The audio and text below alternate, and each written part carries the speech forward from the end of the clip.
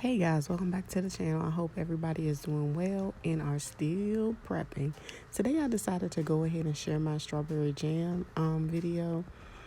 Now I had about 5 pounds of fresh strawberries. I used about 5 cups of sugar. You can change that to your liking, but that's what I did. And yeah, I went ahead and measured my sugar out.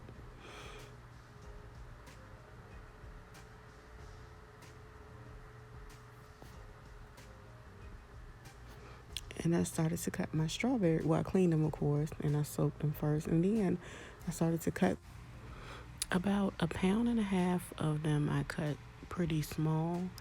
And as time went on, the other ones I cut big. And yeah, I finally got done. And as you can see, I went ahead and cut my apple. I have one Granny Smith apple that I'm adding for the pectin. Shout out to Homestead Heart for this recipe.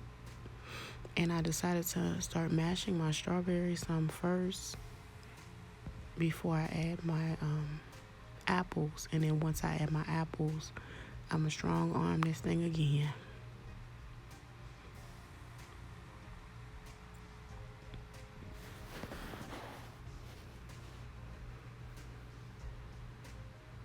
Okay, after I've given a good mash, I now add my Granny Smith apple and mash it.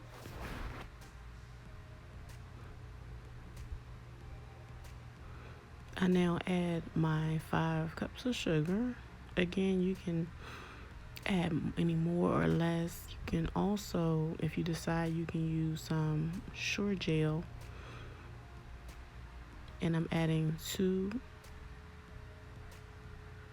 teaspoons of lemon juice.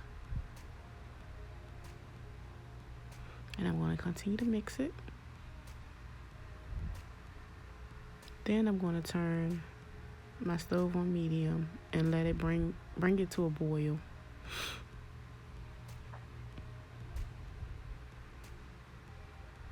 After bringing it to a boil, I'm going to let it cook for about 20 minutes. And as you can see, it's really starting to come together. It's going to pretty much boil down and kind of, some of the water is going to evaporate.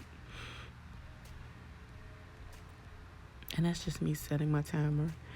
But the thing about it is you have to make sure you consistently stir because you don't want it to burn or anything like that.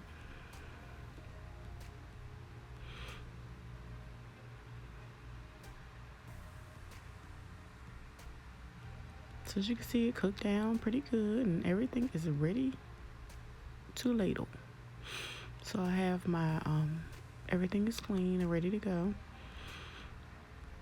And I'm going to start by giving a good stir and, of course, ladling it into my jars.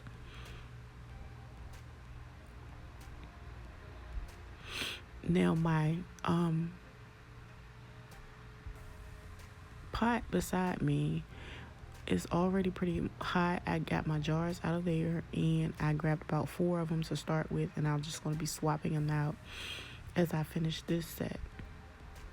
Now, one thing I did not show, and I don't know how it got missing, was the debubbling part. But yeah, please debubble. Don't be like me.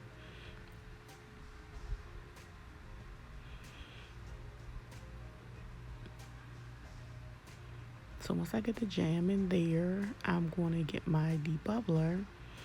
If you don't have one, get you a butter knife or a chopstick or something, okay?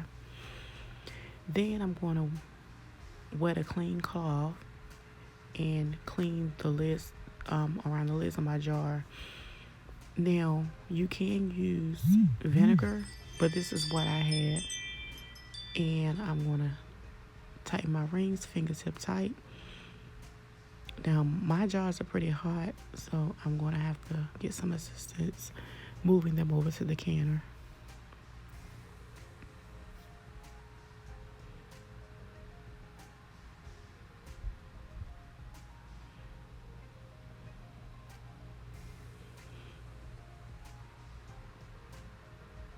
And again, as I load it, I'm going to unload a few more jars to finish this process.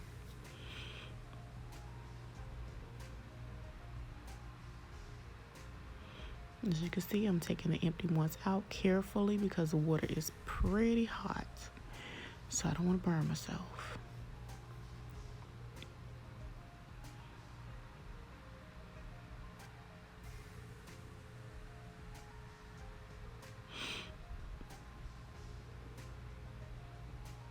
And I'm going to repeat the same step.